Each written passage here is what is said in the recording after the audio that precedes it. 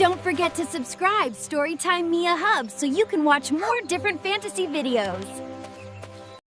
Ang alamat ni Sierra Madre. Noong unang panahon, sa isang payapang bayan na napapaligiran ng luntiang kagubatan at malalawak na kapatagan, may isang dalagang kilala sa pangalang Sierra. Siya ay may pambihirang kagandahan, mahaba ang kanyang buhok na parang ulap, at ang kanyang mga mata ay kasing lalim ng kalikasan.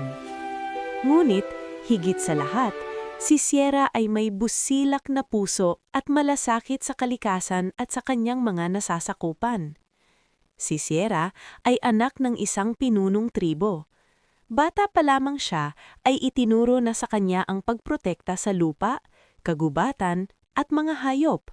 Madalas siyang makita sa kabundukan, nakikipag-usap sa mga puno at ibon at pinangangaralan ang mga tao na huwag abusuhin ang kalikasan.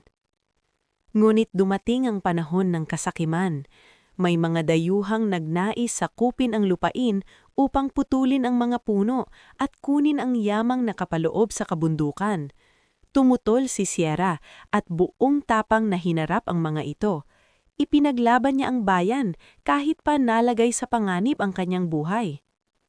Isang gabi, habang umiiyak si Sierra sa tuktok ng burol, taimtim siyang nanalangin sa mga Diyos ng kalikasan.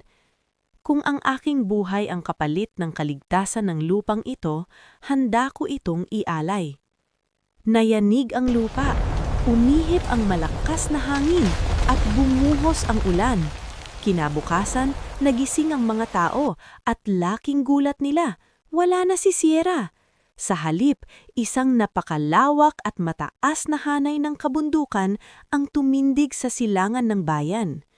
Ang dating anyo ni Sierra ay naging Sierra Madre. Ang kanyang buhok ay naging mga punong kahoy. Ang kanyang katawan ay naging matitibay na bundok. At ang kanyang yakap ay nagsilbing panangga laban sa malalakas na bagyo at hangin.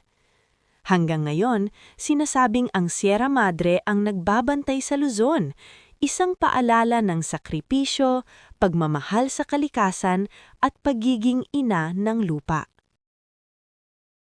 Ang gintong aral. Ang kalikasan ay dapat mahalin at pangalagaan.